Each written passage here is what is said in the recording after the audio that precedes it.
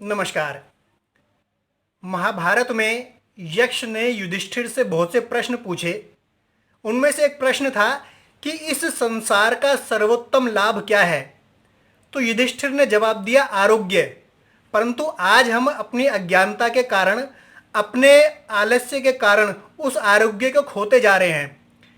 व्यक्ति 45-50 वर्ष की आयु तक सेहत को गंवाकर पैसे कमाता है और उसके बाद में उसी सेहत को बचाने के लिए पैसे खर्च कर देता है। तो आप ज़रा ये सोचें कि यदि आप थोड़ा सा समय स्वास्थ्य के लिए निकाल लें तो कितनी कमाई आप कर लेंगे, कितनी बचत आप कर लेंगे उस पैसे को बचाकर जो आप सेहत पर अनावश्यक खर्च करते। मान लिया आप इतने अधिक धनी भी हैं कि जितना चाहे सेहत पर खर्च कर सकते हैं, तब भी आप ये बात ध्यान रखें कि स्वास्थ्य को खरीदा नहीं जा सकता। घनश्याम दास बिरला जी ने एक पत्र लिखा अपने पुत्र को। विश्व में दो पत्र बहुत प्रसिद्ध हुए, अब्राहम लिंकन का अपने शिक्षक को लिखा हुआ पत्र और दूसरा पत्र जो घनश्याम दास बिरला जी ने अपने पुत्र को लिखा। उस पत्र में बहुत सी बातें लिखी थी और कुछ बातें ये भी थी कि इस संसार की सबसे बड़ी संपदा स्वास्थ्य है। स्वास्थ्य से कुशलता आती है, कुशलता से कार्य सिद्धि आती है और कार्य सिद्धि से समृद्धि आती है। वो ये लिखते हैं कि मैंने देखा है बहुत से ऐसे लोग जो स्वास्थ्य की संपदा से रहित हैं, वे करोड़ों और अरबों के स्वामी होने के बाद भी दीनहीन से रहते हैं। तो ऐसी बड़ी बात वो अपने पुत्र को लिखते हैं।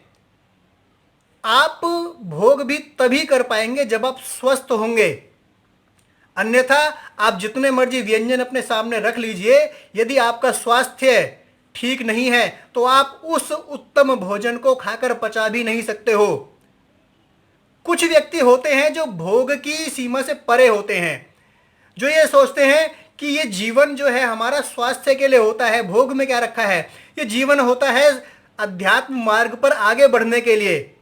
लेकिन एक बात आप ध्यान रखें, शरीर माध्यम खलु धर्म साधनम।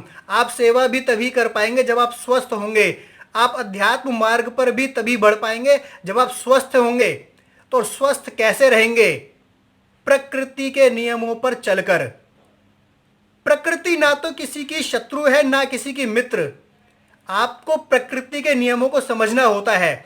और भारत के लोगों का तो यह सौभाग्य रहा कि इतने ऋषि मुनि हुए भारतवर्ष में जिन्होंने प्रकृति को समझा और उसके अनुसार नियम ग्रंथों में लिख दिए, आयुर्वेद के ग्रंथों में नियम लिख दिए कि आप इन इन नियमों पर चलिए, आप स्वस्थ रहेंगे।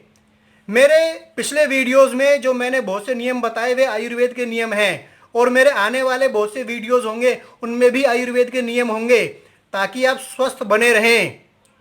कृपा तो आपको अपने ऊपर करनी पड़ेगी, स्वस्थ तो आपको स्वयं ही रहने का प्रयास करना होगा।